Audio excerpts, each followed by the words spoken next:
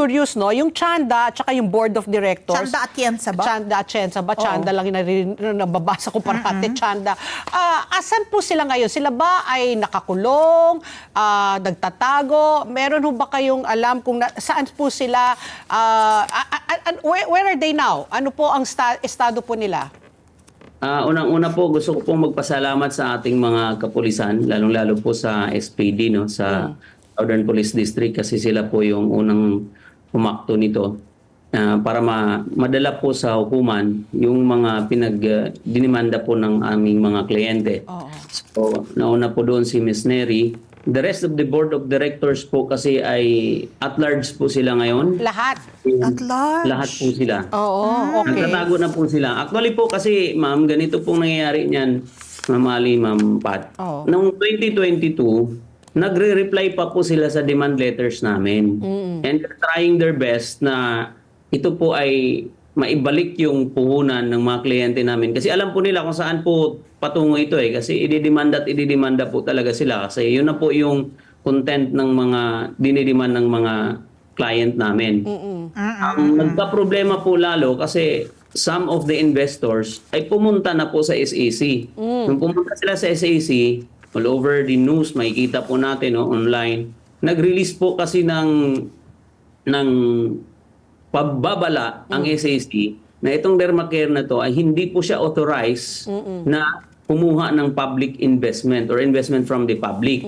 So lalo po sila nagka-problema kasi wala na pong ibang nag-i-invest. So yung pera nila, hindi na po nila kayang ibigay yung mga naipangako nila na hindi naman po talaga kinikita ng corporation. Definitely because you cannot give what you don't have. Yes. So lalo po silang nagkaka-problema ngayon kasi wala nang nag-i-infuse na pera from the public eh. So wala na po silang mai-continue or maibigay doon sa mga Yung pang-ikot kasi pang-ikot kapag nila ng nakakuha pera. sila ng mga bagong investor, yun ang binabayad doon sa mga Babayad nauna nila, na nag-invest. oo. So paano po yung mga kliyente nyo?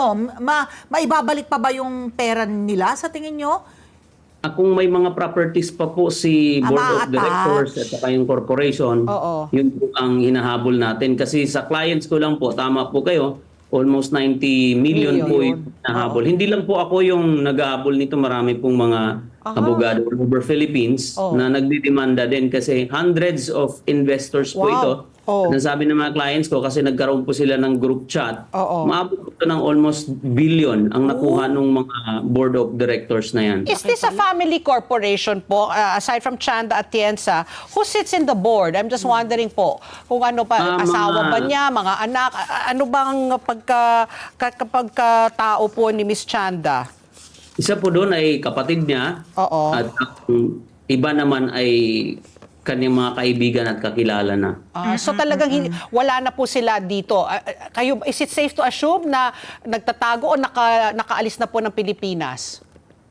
Si Miss Chanda ay pinapacheck po namin sa immigration dahil sabi po ng isang client namin ay balita nila ay nasa ibang bansa na. Ayun, para baka nag-small book. maibigay po namin mailink po sana namin sa Interpol. And so what is, I was going to ask lang, anong kasalukuyan? Kasi sabi mo itong Dermacare, may mga branches naman sila, legitimate naman siya di ba? Ang ano nang talaga dito, yung paghihingi ng investment sa mga tao. So ilan po ang mga branches and what happens now to this clinic? Nagsara na ba sila? Ano po ang estado ng negosyo po nila ngayon? More than 20 branches po siya sa all over Luzon. Ang nangyari po niyan, noong hindi na siya makapagbigay doon sa investments, yung ibang investors ang kinukuha ay ang clinic na. So, pinapatakbo na yung ibang clinic ngayon individually doon sa mga investors dahil binabayad na po ni Miss Chanda yun eh. Bagay yun na po yung pinapambayad na yung clinic. So operating pa rin. Kumbaga meron pa rin. Operating pa rin po yung iba na transfer na yung ownership doon sa mga investors kasi ang laki po ng mga investments na millions po eh. Oo nga, I can So, imagine. nagulat lang kami because nga yung charge was syndicated estafa na non-bailable. Tapos nga si Neri Naig was released, ano? Ano po ang ruling ng Pasay Court kung bakit po napakawalan si Neri Naig?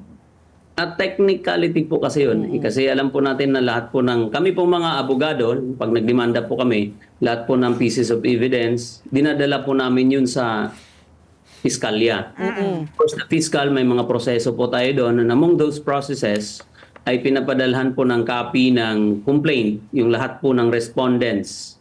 At sa kadahilanang hindi po maipakita na maitukoy, no, based on records na binigay sa korte, na specifically nabigyan po ng copy ng complaint si Ms.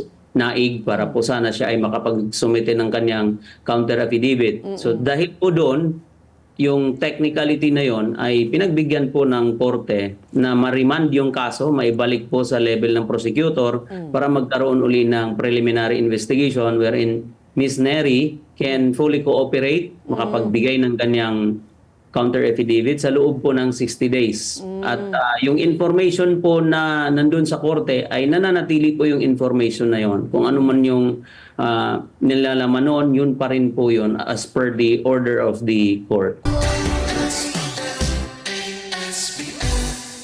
Let's get together. Sunday 25. Sunday 25.